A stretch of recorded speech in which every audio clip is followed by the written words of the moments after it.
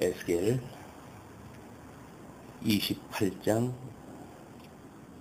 에스겔의 몇 장이요? 28장입니다. 여호와의 말씀이 또 내게 임하여 가라사대 인자야 너는 두로 왕에게 이르기를 주 여호와의 말씀에 내 마음이 교만하여 말하기를 나는 신이라 내가 하나님의 자리 곧 바다 중심에 앉았다 하도다. 내 마음이 하나님의 마음 같은 채 할지라도 너는 사람이요 신이 아니오늘 내가 다니엘보다 지혜로워서 은밀한 것을 깨닫지 못할 것이 없다 하고 내 지혜와 총명으로 재물을 얻었으며 금, 은을 곳간에 저축하였으며 내 큰 지혜와 장사함으로 재물을 더하고 그 재물을 인하여 내 마음이 교만하여도다. 그러므로 나 여호와가 말하노라 내 마음이 하나님의 마음 같은 채 하였으니 그런즉 내가 외인 곧 열국에 강포한 자를 거느리고 와서 너를 치리니 그들이 칼을 빼어 내 지혜의 아름다운 것을 치며 내 영화를 더럽히며 또 너를 구덩이에 빠뜨려서 너로 바다 가운데서 살육을 당한 자의 죽음같이 바다 중심에서 죽게 할지라. 너를 살육하는 자 앞에서 내가 그래도 말하기를 내가 하나님이라 하겠느냐. 너를 치는 자의 수중에서 사람뿐이요 신이 아니라 내가 외인의 손에서 죽기를 할례받지 않은 자의 죽음같이 하리니 내가 말하였음이니라. 나 주 여호와의 말이니라 하셨다 하라. 28장 지금 1절부터 10절까지는 교만한 두로 왕에 대한 심판 예언이 지금 진행되고 있습니다. 지난 시간에 우리가 26장, 27장에 이어서 두로에 대한 부요, 영광 이런 것들을 쭉 살펴봤어요. 얼마나 세상의 걸로 해가지고 배가 채워졌는지 뭐 아름다운 무역물들 또는 뭐 다양한 무역국들 뭐 이런 데서 왕노릇을 하고 부유롭게 되어졌으니까 결국 28장에 넘어와가지고 이 두로와 시돈에 대한 심판에 대한 내용인데 하나님께서 두로에 대한 전 시간에 이야기했던 멸망이나 또는 애가나 이런 거라고 한다면 오늘은 그 심판에 대한 이유입니다. 그 이유가 28장 1절로 10절까지 교만한 두로 왕에 대한 그런 그 심판으로 좀 소개가 되어지고 있는 겁니다. 일단 에스겔에게 하나님께서 너는 두로 왕에게 이렇게 일러라 라고 해서 말씀을 갖다 주시기를 주 여호와의 말씀에 내 마음이 교만하여 말하기를. 교만은 패망의 선봉이라고 그러는데 아담 이후에 모든 이성적 존재들은 결국은 이 교만한 이런 그 일로 인해 가지고 하나님과 같이 되겠다고 싶은 이런 그 마음 때문에 결국은 선과 악을 알게 하는 가일 열매를 따먹게 되어지고 그리고 내어 쫓김을 받게 되어집니다. 그러니까는 하나님과 같이 되어지겠다고 하는 것이 결국은 이게 악이에요. 하나님이 선악을 알게 하는 일, 하나님이 그 피조물을 우리 아담을 지으셨을 때 하나님의 형상을 따라서 지으셨지만 이제 인간에게는 특별히 선악을 아는 이 아는 일에 대하여 하나님께서 싫어하셨어요. 선악을 아는 일에. 왜냐하면 이 절대적인 선악이라고 하는 것은 철저하게 하나님의 영역입니다. 그런데 인간들은 지금 이 하나님의 영역의 선악을 자기네들의 상대적인 이런 그 선악의 개념으로 환치를 갖다 하는 거예요. 환치한다는 이야기는 결국은 자기가 기준이 만들어진다는 거죠. 인간이 기준이 되어진다는 겁니다. 하나님께서 절대 주권을 가지고 계시다고 하는 그 이야기도 이 주권을 가지고 계시다라고 하는 그거는 모든 것을 입법을 하시기 때문에 기준이 하나님께 있다는 거 아닙니까?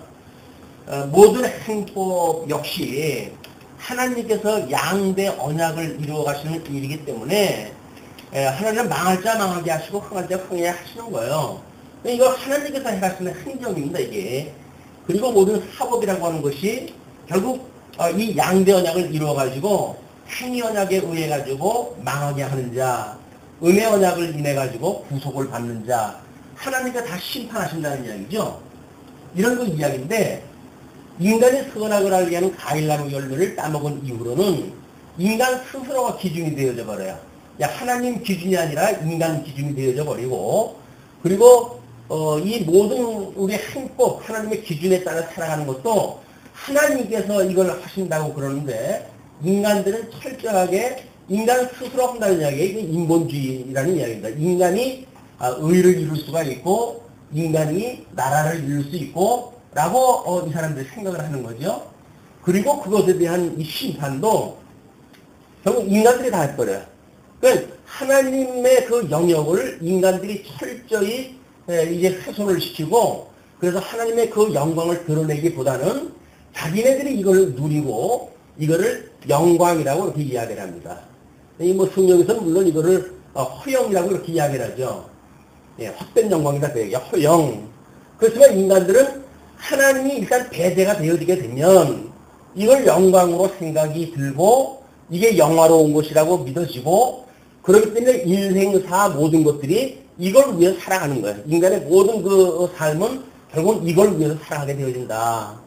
그러나 지금 하나님께서 섭리해 가시는 이 하나님의 나라가 하나님께서 언약하시고 하나님께서 다 이루어 가시는 언약 성취에 대한 모든 섭리가 하나님 앞에 있는데, 우리 하나님께서는 이걸 계시해 가지고 범사에 이거를 인정하라는 이야기거든요. 아, 주님께서 이렇게 해 가시는군요. 아, 주님은 정말 그 영광이 대단하십니다. 라고 해서 그 영광을 찬양을 갖다 하도록 지음을 받은 인간들이 하나님에게 하나님을 잃어버리게 되면, 하나님이 그들을 내어버리게 되면 결국은 자기 배를 위해 살아가는 것이 인간들이다. 이것이 지금 28장에서 고발하는 교만에 대한 이야기예요. 교만. 이 교만은 패망의 선봉이라고 그렇게 이야기했던 그것이 하나님을 여호와로 여기지 아니하는 그 인간들에 대한 패망에 대한 이야기인데, 지금 그 28장에서 앞절에 소개되어지는 것이 일단 자기가 신이라고 그러나요? 신. 자기가 신이라고 그래요. 물론 이 아담을 유혹했던 이런 이 뱀도 결국은 하나님께서 만들어 놓은 피조물이죠. 그러나 이 뱀이 이 아담을 미혹을 갖다 해가지고 선악을 알게 하는 이 과일나무 열매를 따먹어도 죽지 않는다는 거예요.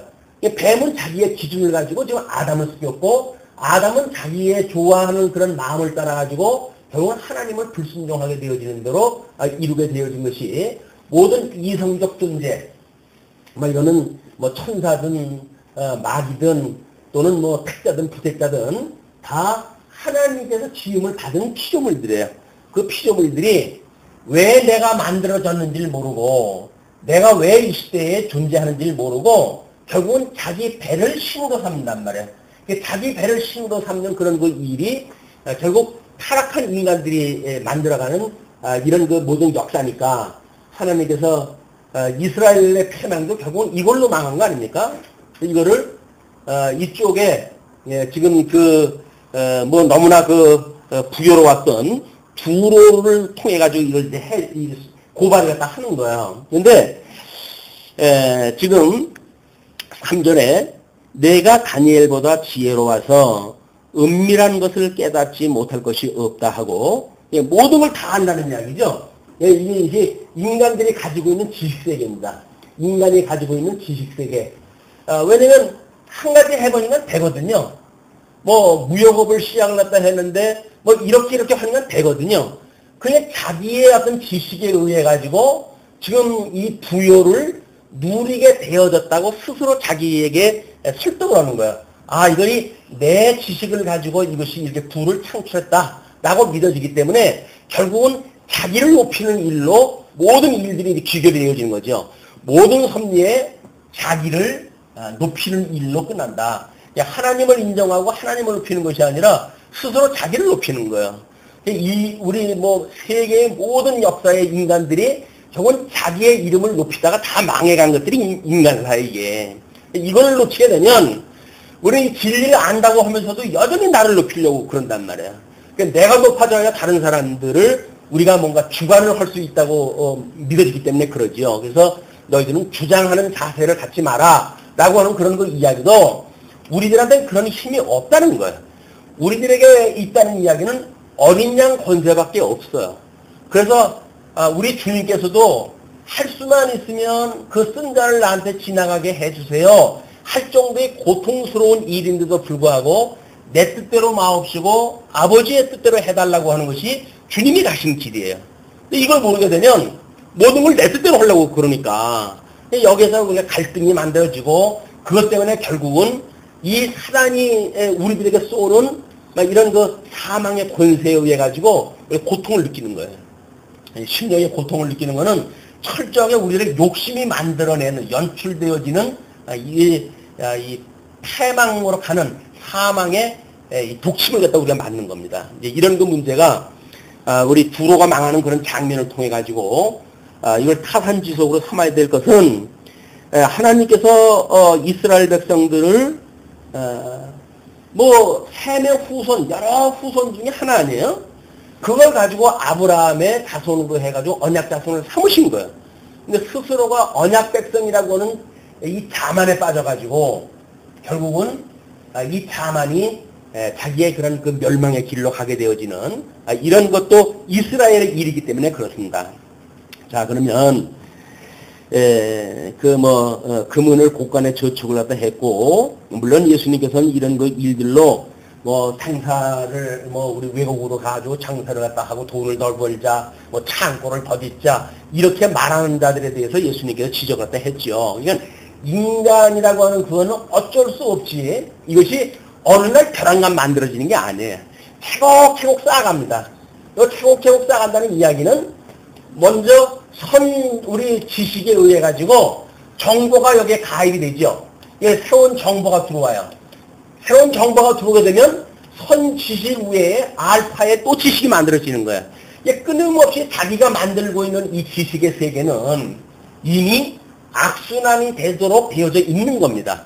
하나님의 의리가 아니면 인간이 가지고 있는 모든 생각들은 결국은 악순환에 의해 가지고 패망으로 가게 되어진단 말이에요. 이 고리를 끌어주는 것이 바로 복음이에요.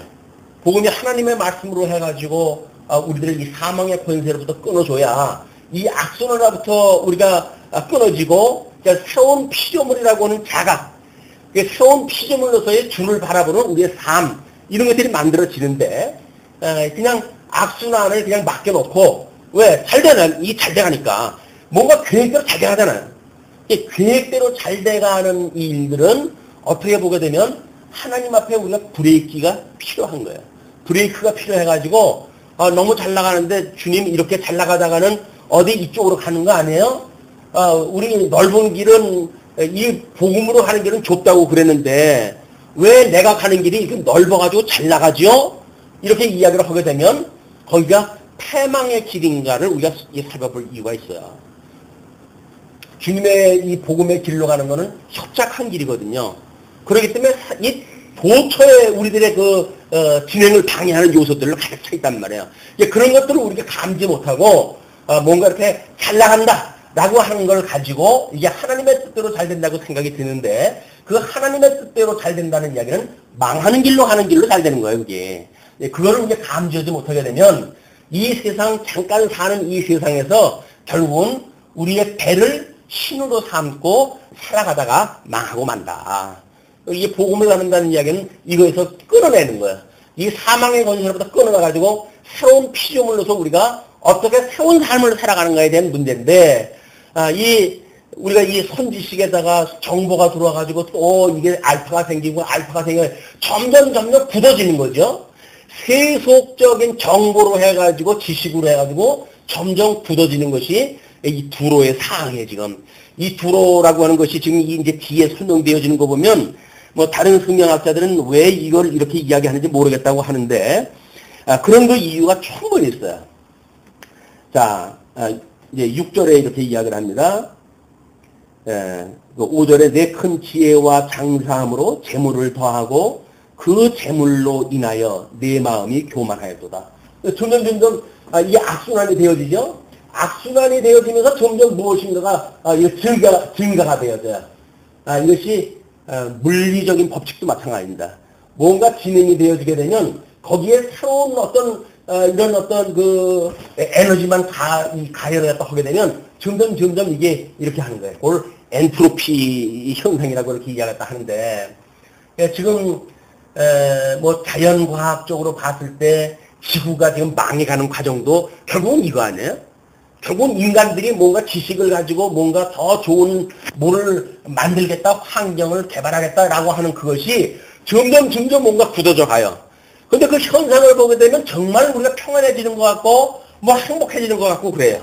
근데 신령한 면으로 보게 되면 하나님에 대하여 점점 없다는 걸로 증거가 되어지고, 그리고 이 길은 뭐 요한계시록에 의하게 되면 전부 진멸시킬 걸로 해가지고 발전돼 가는 거 아닙니까? 이게 다 쓸어버리기 위해서 지금 이 진절이 되어진단 말이에요.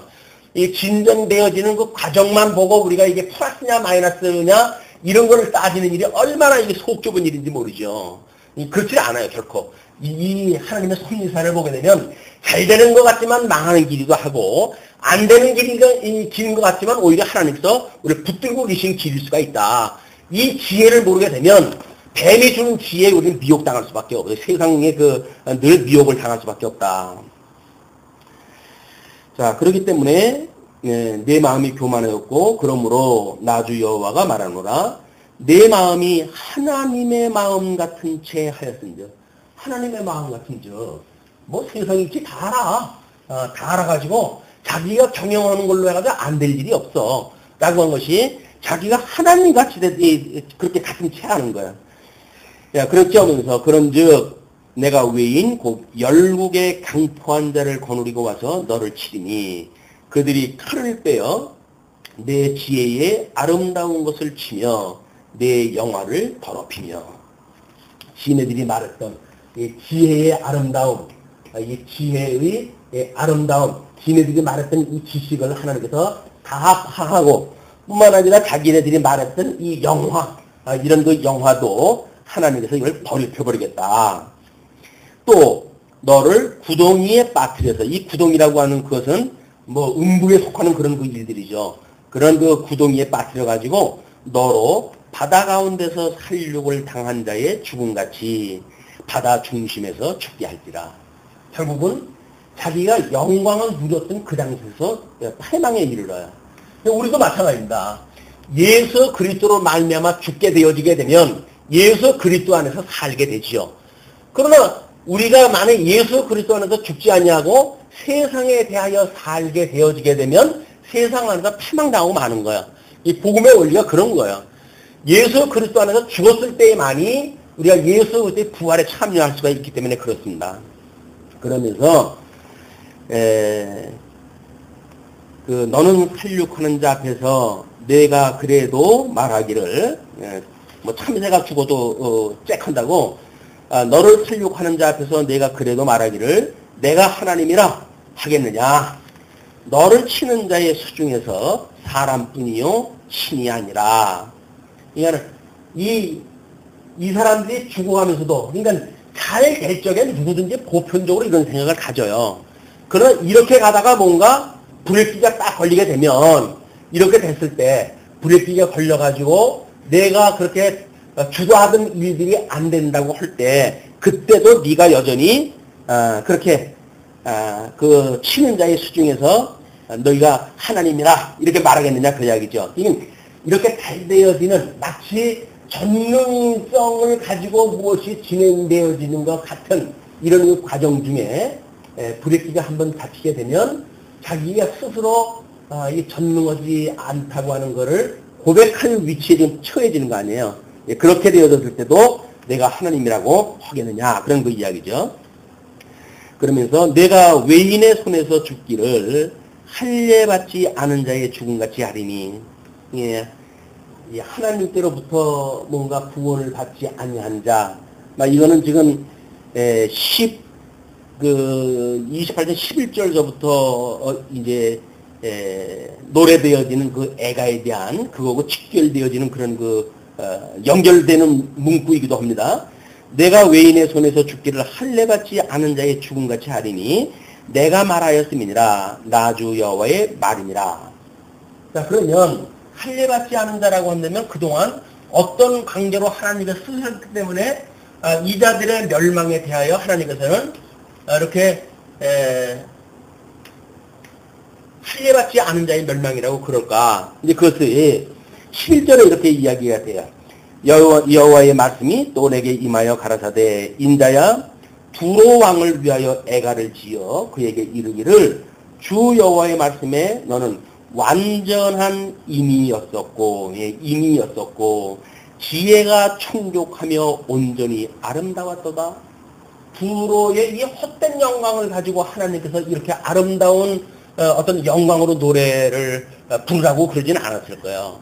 이런 그 역사적 배경이 아니 지금 망해가는 자들에게 왜 이렇게 높여가지고 노래를 불렀을까라고 하는 것이 성경학자들이 제대로 이걸 읽어내지 못하는 거예요. 자, 그런데 지금 그들이 두로 왕으로 하여금 두로 왕이 완전한 인이었대요. 하나님께서 인을 쳐준 그 곳이에요. 물론 뭐 모든 만사가 다 하나님의 뜻대로 되어지지만 이 통일 왕국 때입니다. 이 통일 왕국 때 다윗 임금과 솔로몬에 의해 가지고 지금 솔로몬에 의해서 성전이 되어지고 다윗 임금에 의해 가지고 나라가 통일 왕국이 이제 이루어지게 되어지는데 두로의 어떤 그 등장이 이때서부터 시작이 되어져요. 그래서 다윗과 두로 왕의 히람이라고 하는 그 왕이 있었는데 이 히람이라고 하는 이 두로의 왕하고 다윗 왕하고는 상당히 친교가 있었어요. 하나님께서 왜 그때 당시에 이 히람으로 하여금 하나님께서 그 이스라엘에 인적되어져 있는 곳에다가 지금 이 사람들이 허영을 누렸던 모든 조건 그대로 있는 거예요. 이 조건 있는 곳에다가 이 히람이라고 하는 임금을 두시고 두로라고 하는 나라를 하나님께서 왜 주셨을까? 이것이 이 사람들의 정체성이에요. 왜 하나님께서 통일왕국 이스라엘이라고 하는 나라를 지으셨을 때에 이 히람이라고 하는 두로 왕을 두어가지고 당신의 양대 언약을 이루어 가시는 그런 파트너로 이걸 삼으셨을까? 이게 하나님께서 이 자들을 선한 일에 쓰신 거예요. 그런데 이때 이 히람으로 인해 가지고 다윗이 이제 내 아들 솔로몬에 의해 가지고 성전이 지어질 거니까 나중에 좀 도와달라 뭐 이런 그 부탁까지 다 하고 솔로몬이 신하를 보내 가지고 히람 왕한테 이제 그런 걸 요청을 하지요.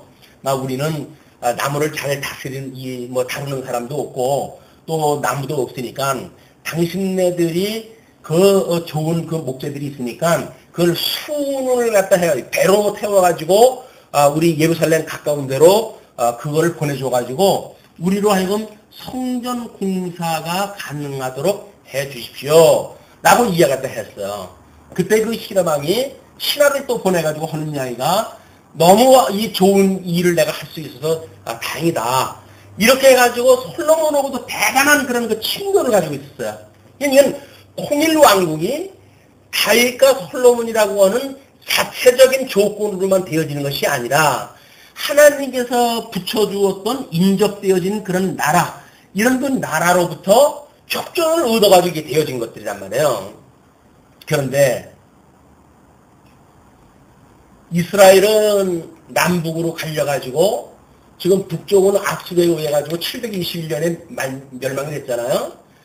이 남쪽 유다가 지금 1차, 2차 포로의 시대까지 온 거예요.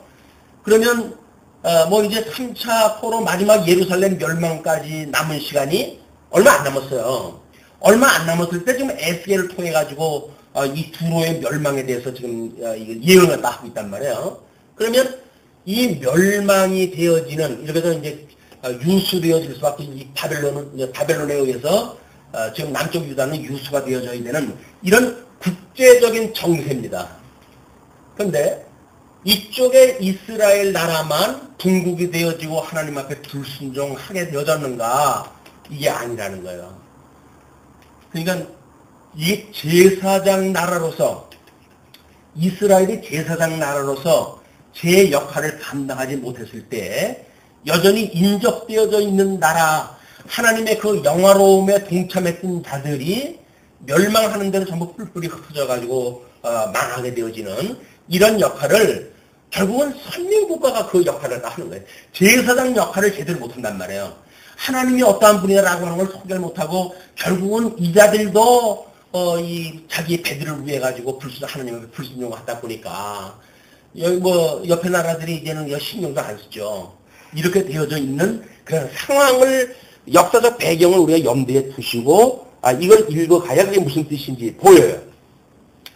자, 거기서 13절에 내가 옛적에 하나님의 동산 에덴에 있어서 에덴이라고 하는 것은 지금 하나님께서 이 통일 왕국 이거는 우리 모세오경에서는 하나님께서 언약을 받았던 백성들이 애굽의 종로로 타다가 그 다음에 출애굽이 되어져 가지고 그 다음에 광야에서 살아가는 이 모세오경의 역사가 좀 역사적으로 이루어지는 거 아니겠어요? 모세오경의 언약이 역사서를 통해서 성취되어지는데 이거를 전체를 묶어가지고 이제 예표적이고 모형적인 사건이죠. 이거를 실체적으로 해가지고 아담에게 했던 언약에 이거를 끌고 올라가요. 이렇게 너희들이 했던 이런 그 내용들, 지금 뭐 이런 국제적인 상황들, 이스라엘과 남쪽 유다와 또는 두로와 그 다음에 그 위에 뭐 바벨론 제국과 이런 거 연관되어져 있는 것들을 끌어가지고 올리기를 아담에게 언약했던 그 실체적인 언약으로 이거를 이야기한다고요. 이게 아담에게 실체적인 언약으로 끌고 올라가게 되면 이렇게 모형적으로 보여줬던 언약을 다 묶어가지고 설명할 수 있는 것이 되겠죠. 이쪽으로. 여기 가면은 구체적으로 전부 나눠가지고 설명돼야 될 사항이지만 아담에게 이 아담 사건으로 실체적 사건으로 끌고 올라가게 되면 이거는 그냥 하나의 어떤 원리적인 사건으로 정리가 되어질 수 있단 말이에요. 그러니까 지금 아담의 걸로 이제 끌고 실제적인 언약으로 끌고 올라가는데 그것이 아담의 동산 에덴에 있어서 에덴 동산에 있었을 때 그 아름다운 걸로 이야기를 하는 거죠. 각종 보석, 곧 홍보석과 황보석과 금강석과 황옥과 홍만호와 창옥과 청보석과 남보석과 홍옥과 황금으로 단장하였으며 이거는 이쪽에 제사장의 흉패에 붙었던 보석 12가지의 그 보석이라든지 요한계시록에 가게 되면 요한계시록에 가장 그 보석으로 꾸려진 하나님의 나라에 대한 것들이 지금 예표적으로 보여주는 사건이죠. 그러니까 이때 너희들이 하나님의 선민국가 이 이스라엘의 이 선한 일에 동참했을 때 이거를 위해 가지고 하나님께서 얻게 해준 부 그거는 바로 에덴 동산에서 누렸던 거나 마찬가지다 그 이야기예요. 그런데 이거를 불순종해 가지고 결국은 모든 것들을 이게 저주로 이게 바뀌어져 버리면 안 되잖아요. 이 누리고 있던 것들이 전부 저주로 되어진다고요. 이 지금 뭐 우리 이 자연 환경의 문제가 지금은 우리가 안락하고 뭐 좋은 걸로 누리고 있지만 이것이 결국은 다시 우리의 부메랑으로 돌아와가지고 인간들을 괴롭히는 걸로 역할이 되지 않습니까? 그러니까 뭐 지금 미세먼지니 뭔지 해가지고 난리 치는 것도 결국은 이 사건이에요. 뭐 그렇게 개발을 갖다 해내고 뭐래가지고 마치 사람들이 잘 살게 만들어진 것 같지만 이건 철저하게 뱀의 권세, 사람의 권세의 계략입니다. 그거에 의해 가지고 저는 인간들이 헛된 영광을 추구하며 살아가는 거예요. 그래서 결국 마지막 날 다 하나님께서 쓸어버리시기 위한 궁극적인 그런 그 목적이 있지만 과정적으로 사단의 이런 우리들이 문화 속에 아무런 생각 없으면 그냥 빨려 들어버리는 거예요. 그리고 뭐 세상에서 추구하는 거를 우리도 똑같이 따라갈 수밖에 없죠. 그 길이 마치 살아가는 길인 줄 알고. 자, 그러면서 그 단장하였으며 내가 지음을 받던 날에 너를 위하여 소고와 비파가 예비되었어도다. 소고와 비파라고 한다면 뭐 노래하고 뭐 이 즐겁게 해야 될 그런 것들 아니겠어요? 이 사람들이 아마 통일왕국의 성전을 짓는 그런 그 역할의 파트너로 이렇게 하나님의 부름을 받았지만, 이런 것들을 그러기 위해서 가장 보석을 주었고, 그리고 악기를 통해 가지고 찬양을 갖다 할 만큼의 여건이 되어졌단 말이에요. 지금 이 두로라고 하는 나라가. 근데 그 역할을 잊어버렸을 때, 정체성이 상실되어질 때 결국은 심판을 당할 수밖에 없다는 걸 지금 이야기를 하는 겁니다. 뿐만 아니라 너는 14절에 너는 기름 부음을 받은 덮는 그룹이며, 그 기름 부음을 받은 덮는 그룹, 이제 성전을 짓는데 들어가는 그룹이라고 하는 거는 여러 가지 문양들이 있죠.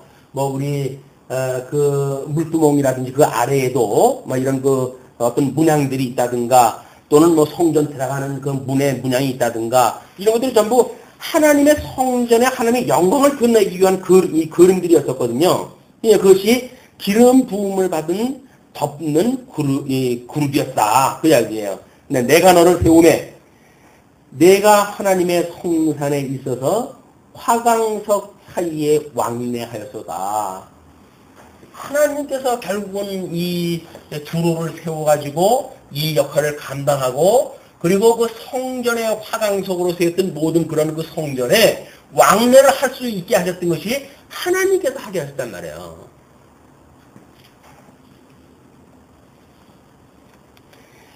내가 지음을 받던 날로부터 내 모든 길에 완전하더니, 그때서부터 그 가던 길이 전부 완전했어요. 왜?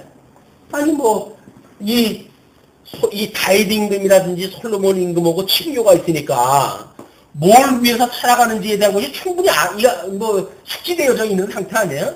그리고 최대한의 자기네들이 있는 여건을 가지고 협조를 갖다 해가지고 성전이 완성되어지는 그런 그 일들에 가담이 됐으니까. 근데 드디어 이 지사장 나라가 불신종했던 것처럼 너희들도 불의가 나타나기 시작하다 했구나, 그 이야기입니다. 불의를 드러났도다. 불의가 드러났도다. 그러면서 16절 내 무역이 풍성함으로 내 가운데 강포가 가득하여. 이 아이러니하죠? 무역이 풍성한데 오히려 그 가운데에 강포가 가득하대요. 물질이 뭔가 풍부해지게 되면 강포가 더 이게 많아진다는 거거든요. 이게 아이러니한 일 아니겠어요? 우리 세상에서도 복음을 모르는 사람들이 광에서 인신 난다고 그러지 않습니까? 광에서 인신 난다고 그러는데 그렇지 않습니다. 그러니까 99마리 양을 가지고 있는 자가 한 마리 양 있는 자를 갖다가 이 양을 뺏어가지고 백을 채우는 것이 인간의 이 죄악상이란 말이에요. 이 인간의 타락되어진 그런 그 모습이에요. 하나님께서 이렇게 영화롭게 만들고 부유롭게 만들고 했는데 없는 자들을 갈취해가지고 마저 세우겠다고 하는 것이 탐욕, 결국은 이 폐막에 이르게 되어지는 것이 우상숭배고, 이 우상숭배가 이 탐욕으로 말미암은 일들 아니에요? 탐욕.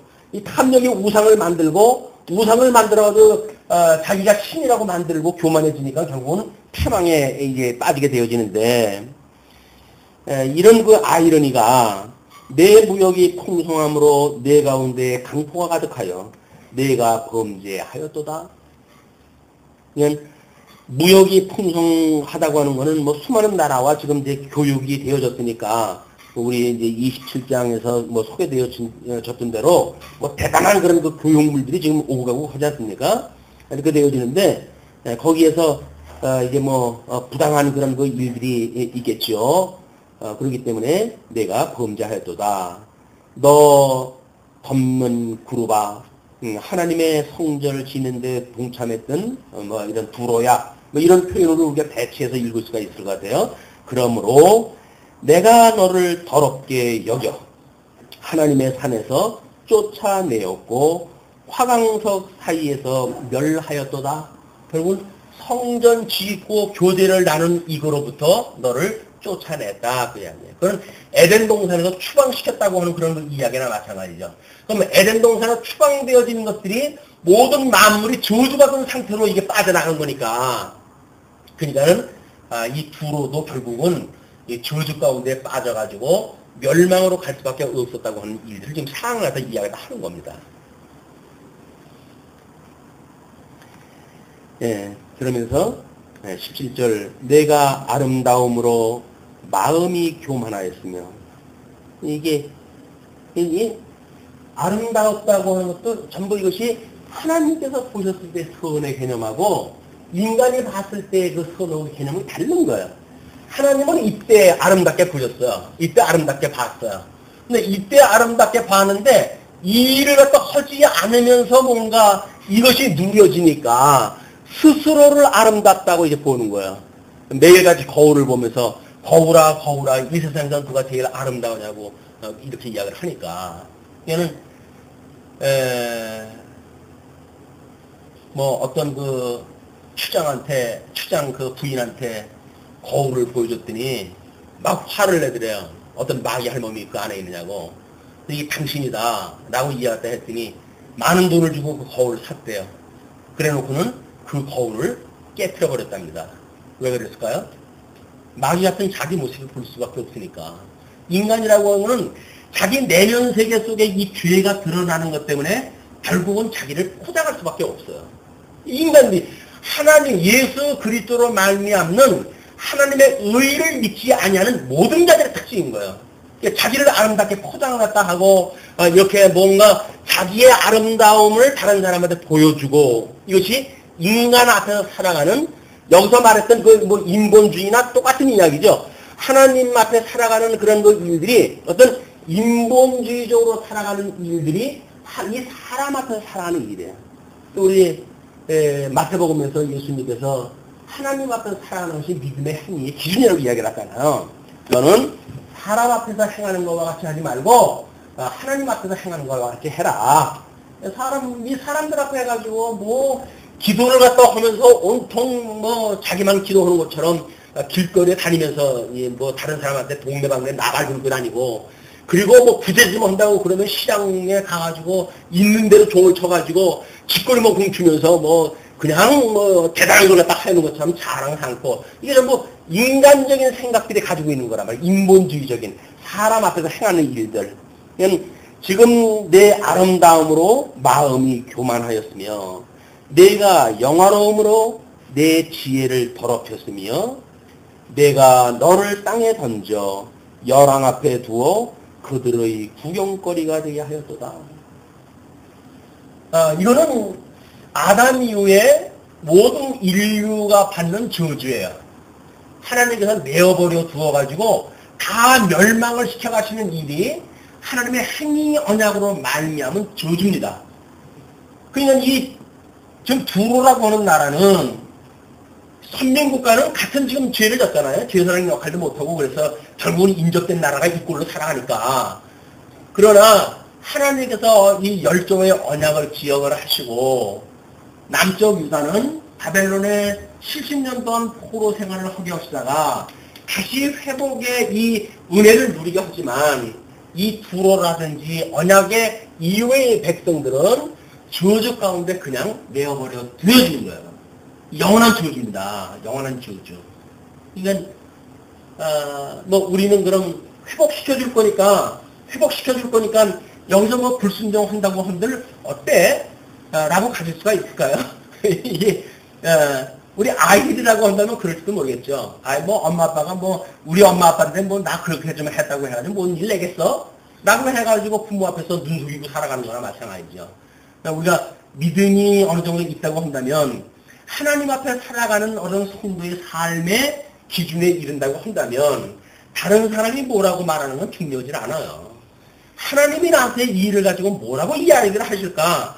하나님은 이 일에 대하여 나에게 어떤 말씀을 주셨을까? 라고 하는 문제인데 뭐 하나님의 말씀 들을 시간도 없고 또 뭐 들은들 좋은 얘기만 골라가지고 듣고 싫은 얘기 안 듣고 그냥 하나님의 이야기를 절반 정도도 안 듣는 거예요. 예, 듣기 좋은 것만 들어버리니까. 이것이 결국은 하나님의 은혜에 참여하는 이런 것들에 하나님께서 과연 회복에 참여케 하시는가 그렇지 않냐고 유수되어진 데 그대로 내어버려 두시는가 이 남은 자의 사항입니다. 이 남은 자의 사상, 남은 자 사상. 하나님의 은혜의 장중에 붙들려가지고 어떠한 일이 있다고 하더라도 하나님의 의의를 우리가 인정을 하고 회복에 참여하는가가 중요하지. 뭐 예수 이름으로 해서 세례를 받았다고 하는데 뭐 세례를 받긴 뭘 세례를 받아요. 세례를 받았다는 건 예수님과 함께 죽었다는 이야기인데 전부 자기가 살아가지고 자기가 다 인생 사는 거 아니겠어요? 죽긴 뭘 죽어 내가 언제 죽었어. 그냥 예수 그리스도가 함께 죽고 예수 그리스도가 함께 산다고 하는 것이 하나님의 의예요. 그것이 세례예요. 그걸 아는 사람들의 죽음이 은혜에 이제 이르게 되어지는 거고 두로에게 할례받지 않은 자의 죽음과 같이 하겠다라고 하는 그 이야기는 뭡니까? 결국은 그냥 영원한 저주 속에 너희를 버리겠다 그 이야기예요. 그러나 우리가 마음의 할례를 받았다고 한다면 예수 그리스도로 말미암아 새 생명을 얻었다고 한다면 우리들은 이런 저주 가운데 있는 그것에 대하여 다시 그쪽을 향하지 않았습니다. 어쩔 수 없이 빠질 수밖에 없어요. 그러나 에이쿠먼이나 하고 돌아서게 되지 여기가 좋다고 해가지고 여기서 자리치고 살지는 않는단 말이야 이게. 근데 이것이 하나님의 의를 없이 여기는 일들. 하나님께서 뭐 구원해 주신데 우리가 그래요. 이제 구원에 대한 이야기도 마찬가지예요. 구원에 대한 이야기도 하나님께서 어떻게 나 같은 인간을 살려주셨어요. 하나님 나 같은 죄인을 살려주신 하나님 감사합니다고 우리는 구원해 주신 하나님에 대하여 끊임없이 찬양을 해요. 감사 갖다 해요. 그런데 현재 구원을 갖다 해가시는 시험에 들게 하지 마시고 다만 악에서 구해달라고 하는 이런 현재성에 대한 구원에 대해서는 우리는 외면을 갖다 해본단 말이에요. 이거는 지나간 구원이에요. 지나간 구원. 죽었던 나를 살려주셨어요. 주님 어떻게 이렇게 나 같은 이 죄인 중에 괴수 같은 나를 살려주셨습니까? 하나님 너무나 감사하고 너무나 고마워요. 말은 그렇게 해요. 그런데 현재 이 죄악 가운데 빠져져 있는 거는 그건 뭐 나도 똑같이 뭐 나나 너나 할 것도 다 죄인인데 다 그렇게 살아가는 거 아니야? 그럼 여기서는 우리는 함께 하시는 하나님을 만날 수가 없는 거예요. 나를 구원하시는 주님을 만날 수가 없는 거예요. 나를 온전케 하시는 예수 그리스도를 만날 수가 없는 거예요. 그것이 지금 한국교회 아픔이란 말이에요. 지금 뭐 한국교회뿐이겠습니까? 교회사 2000년 내내 이렇게 왜곡시켰던 모든 그 일들은 현재 구원에 대한 외면이에요. 왜? 난 구원 받았는데 뭐. 그런데 우리는 하나님의 성전에서 기름이 흘러가지고 이 복음이 전파가 되어지듯이 지어져가는 성전이 우리도 마찬가지예요. 지어져가는 성전이 우리로부터 복음이 흘러나와가지고 그것이 이웃에게 복음이 증거되어지는 거거든요. 그렇지 않나요? 그냥 구원받았으니까 그 다음에 내배 위에서 살아가면 그냥 끝인가요? 아니라니까요. 지어져가는 성전답게 거기에서 해당되어지는 것만큼 믿음의 분량만큼 흘러나오는 것이 복음이에요. 그게 믿음의 행위라고요. 믿음의 행위가 없으면 그냥 이론만 남게 돼요. 이론만 남게 되어지니까 자기를 정당화하는 데는 뭐 이게 힘이 되는지 몰라요. 그러나 주님께서 봤을 적에는 너는 첫사랑을 버렸구나 라고 이야기해요. 에베소 교인들한테 우리 주님께서 책망하는 이유가 뭐예요? 너희들 그 교리를 가지고 그 잘못되어져 있는 이단 세력들 배척을 갖다 하고 다 구분을 갖다 하고 영적으로 해가지고 분별력 있게 전부 대처를 갖다 하고 참 잘했구나. 근데 내가 한 가지 책망할 것이 있어. 근데 그게 뭐예요?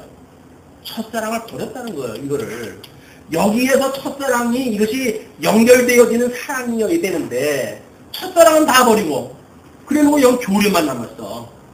이론만 남았어.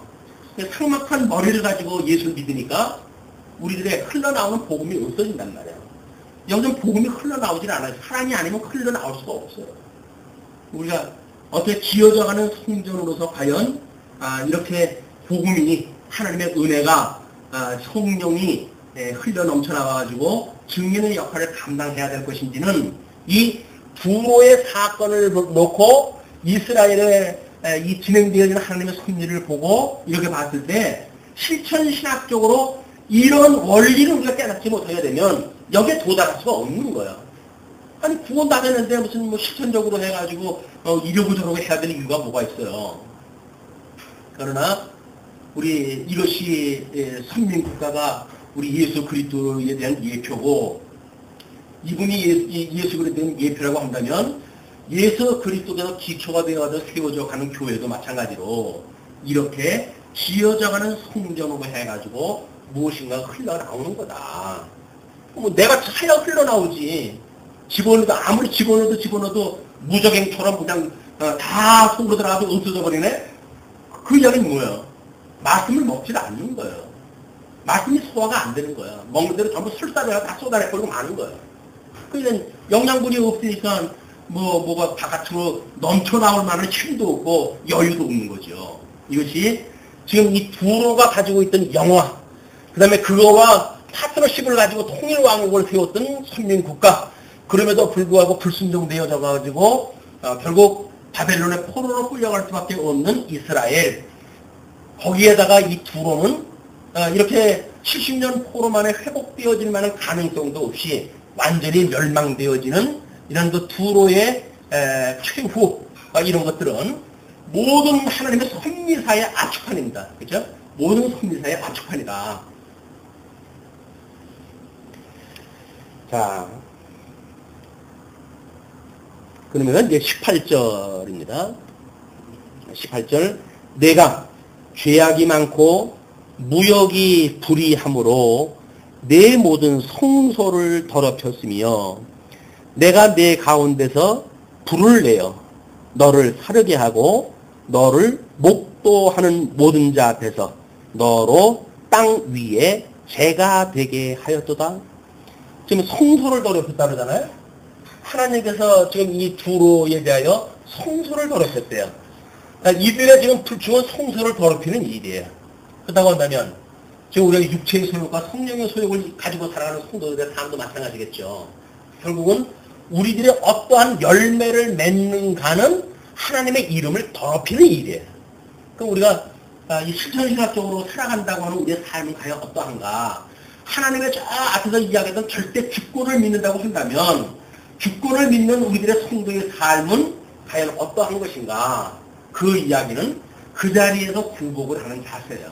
나는 주권 없어요, 주님. 라고는 자기 부정이지 하나님의 주권을 말하면서도 자기의 어떤 주권을 갖다 이야기를 한다면 이거야말로 신의 협동을 이야기를 하는 거 아니에요? 아니에요.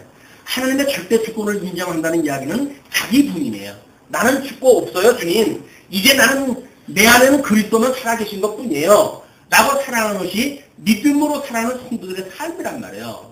근데 여전히 내가 있으니까 나를 부인하지 않으니까 결국은 하나님의 이 주권을 훼손시키고 여기서 앞에서 이야기했던 모든 기준을 선악을 알게 하는 저주받았던 인간이 가지고 있는 그 기준을 가지고 그대로 살아간단 말이에요.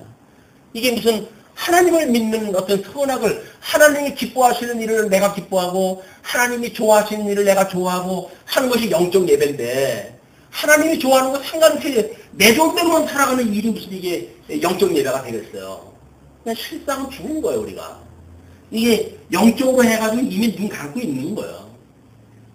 그러나 하나님의 이 은혜의 말씀에 기억이 나가지고 끊임없이 나를 부인을 갖다 하고 나를 위해서 돌아왔던 예수 그리스도를 의지하고 그러므로 그를 보내주셨던 하나님을 경외하는 인생의 본분을 위하는 것이 이 시대를 살아가고 있는 성도들의 정체성인 겁니다.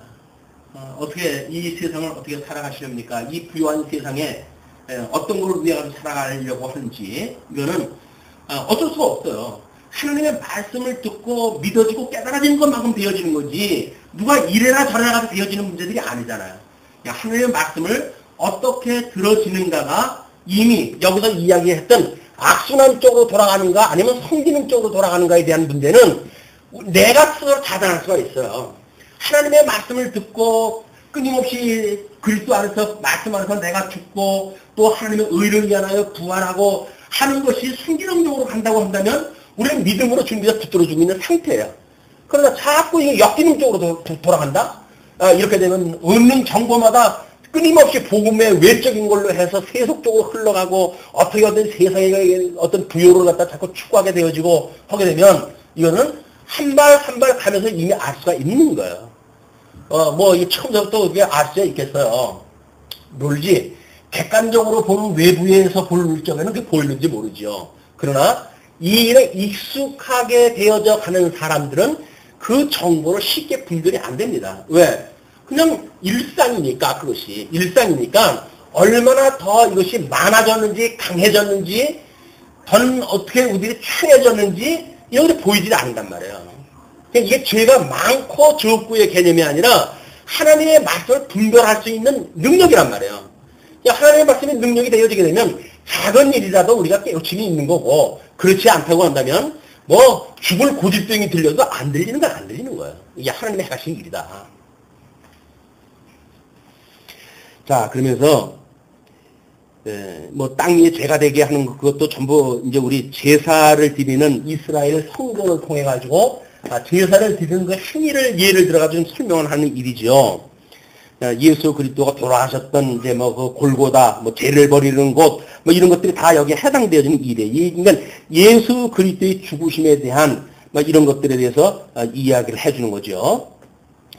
만민 중에 너를 아는 자가 너로 인하여 다 놀랄 것이며 내가 경계거리가 되고 내가 영원히 다시 잊지 못하리라 하셨다 하라. 그래서 영원한 멸망으로 두로는 빠져버리고 말아요.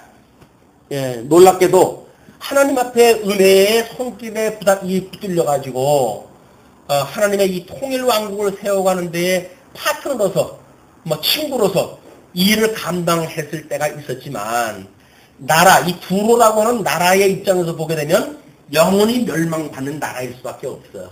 그러나 실험왕이라든지 어떤 이 협조를 갖다 해가지고 하나님의 의를 인해서 살아왔던 자들에 대한 구원의 문제는 이거는 짧은 시간을 살아가는 사람들이니까 두로라고 하는 긴 어떤 나라의 운명으로 봤을 적에는 멸망으로 들어가게 되어지는 이런 그 역할로 끝이 나버리고 만다.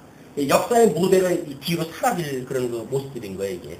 예, 우리 앞에 확인한 대로 이 사람들이 어떻게 살았는지에 대한 이런 그 문제는 너무나 우리가 뭐 지금 27장, 7장에서 또 확인했다 했어요. 그러나 이들이 어떻게 그 멸망되어지는 것을 보고, 하나님께서 성례에 가실 때 선악을 일반으로 여기시는 분께서 이게 다 뭐 우리 셈의 후예들을 데리고 일을 다 하시는 거죠. 이런 일을 다 하시고, 때로는 하나님께서 모르겠어요. 이제 뭐 야벳 족속이라든지 또는 함 족속이라든지 그런 그 삼각관계를 가지고 아마 38장쯤 가게 되면 어떻게 이스라엘을 공격해 오는 자들을 하나님이 준비하시는지 뭐 이런 데 소개가 되어지지만, 일단 여기에서만큼은 이 두로라고 하는 나라를 통해 가지고 하나님께서 파트너십, 그때 하나님께서 섭리해 가셨을 때 참여했던 은혜와 그 다음에 그거를 버릴 수밖에 없는, 그래서 행위언약에 의해서 멸망당할 수밖에 없는 두로의 사건에 대해서 소개가 되어진 겁니다. 그리고 이제 두로 옆에 있었던 그 시돈이라고 하는 나라가 있었는데 20절로 23절까지 시돈에 대한 심판을 이렇게 예언했다 합니다. 여호와의 말씀이 또 내게 임하여 가라사대 인자야 너는 낯을 시돈으로 향하고 그를 쳐서 예언하라. 이거는 열국을 예언하게 하셨을 때 앞에 그게 명령 내리는 이런 표현으로 여러 군데서 지금 쓰고 있습니다.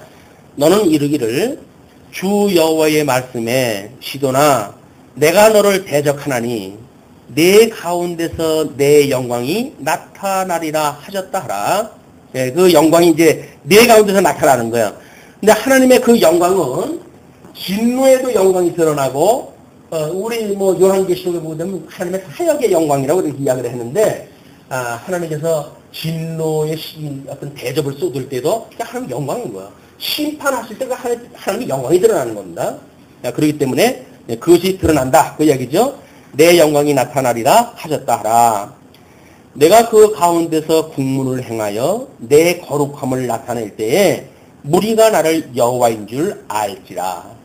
그러니까 하나님의 거룩함은 뭘로 드러납니까? 시돈의 불의를 멸망시키심으로 드러나는 거예요. 예. 그러면서 23절 내가 그에게 연병을 보내며 그의 거리에 피가 흐르게 하리니 사방에서 오는 칼에 상한 자가 그 가운데 엎드러질 것인즉 무리가 나를 여호와인 줄 알겠고. 그러니까 결국 죽어갈 때야 하나님이 여호와인 줄 알아요. 우리 뭐 늘 이야기하는 거지만 하나님이 여호와로 아는 거는 택자든 불택자든지 다 여호와인 줄 아는 거예요.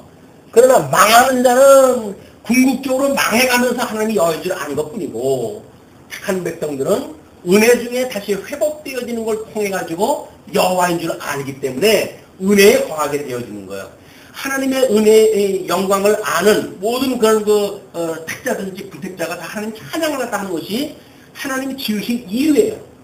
그렇기 때문에 하나님께서 징벌을 하는 자들도 하나님을 찬양을 해요. 근데 그 사람들은 떨리고 두려운 마음으로 하나님을 찬양을 하는 것이고, 구원받은 백성들은 회복되어진 이 놀라운 은혜를 인해서 기쁨과 즐거움으로 하나님을 여호와로 찬양한다 한다. 찬양이라고 하는 객관적인 형식은 똑같지만 그 내용은 하늘과 땅으로 다른 거예요. 감사와 기쁨으로 하는가 아니면 저주로 하는가, 이게 달라진다 하는 것이. 자, 그러면서 24절로 26절까지 이스라엘의 회복을 약속으로 하십니다. 이스라엘 족속에게는 그 사면에서 그들을 멸시하는 자 중에 찌르는 가시와 아프게 하는 가시가 다시는 없으리니, 그 이스라엘을 중심으로 해가지고 열국을 에워싸게 했잖아요. 열국을 에워싸게 해가지고 끊임없이 찔러대고 그랬어요. 찔러대고. 그러니까 찔름을 우리가 이렇게 주변에서 찔러대고 그럴 적에는 이것이 하나님께서 나에게 지금 경각심을 주시기 위해서 찌르고 계시구나. 이걸 감지를 갖다 해야지. 찌르는 자들에게 찌르지 말라고 해도 소용없어요. 찌르는 자들은 그냥 일을 삼아 찌르는 거니까 하나님 앞에 그 일을 위해서 태어난 거예요. 그냥 그렇게 찔러댈 수밖에 없어요. 하나님 은혜로 붙들어줄 때는 이런 어떤 파트너십으로 해가지고 성전을 짓고 이런 그 일에 동역을 하지만, 은혜 언약에 빠져 있는 모든 이 행위 언약에 의해 가지고 망하는 자들은 하나같이 이 선민 국가 이스라엘을 공격하고 이렇게 하는 걸로 지금 그 존재의 그 이유가 있었던 거다. 우리 지난 시간에 이야기했던 그 블레셋이라든가 암몬, 모압 이런 데가 전부 그걸 이야기했잖아요. 네? 26장에서 전부 어떻게 이스라엘을 공격했는 그런 자들을 하나님께서 내 백성을 쳤기 때문에 내가 너희들을 멸망한다 라고 심판에 대한 이야기를 갖다 했고, 지금 두로에 대한 거는 특별히 이런 문제가 있었기 때문에 이거를 언급을 하고 지금 멸망을 이야기할 수밖에 없어요. 다른 자들은 같이 그냥 공격하는 그런 걸로 있었으니까. 그래서 멸시하는 자 중에 찌르는 자가 가시와 아프게 하는 가시가 다시는 없으리니 그들이 나를 주 여호와인 줄 알리라. 나 주 여호와가 말하노라.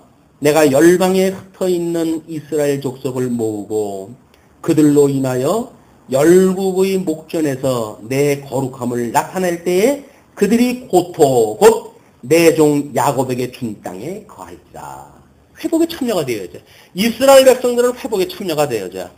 근데 그렇지 아니한 자들은 결국은 영멸에 처해지고 만다. 그런 그 이야기죠. 그들이 그 가운데 평안히 거하여 집을 건축하며 포도원을 심고 그들의 사면에서 멸시하던 모든 자를 내가 구원할 때에 그들이 평안히 살며 나를 그 하나님 여호와인 줄 알리라. 그냥 우리가 이렇게 사망의 골짜기를 지나가는 이런 이스라엘의 민족사, 그러나 이것이 원수의 목전에서 상을 베푸시기 위한 거라고 하는 것을 좀 이해하다 하시는 거죠. 그러면 우리로 하여금 사망의 음침한 골짜기로 인도하실지라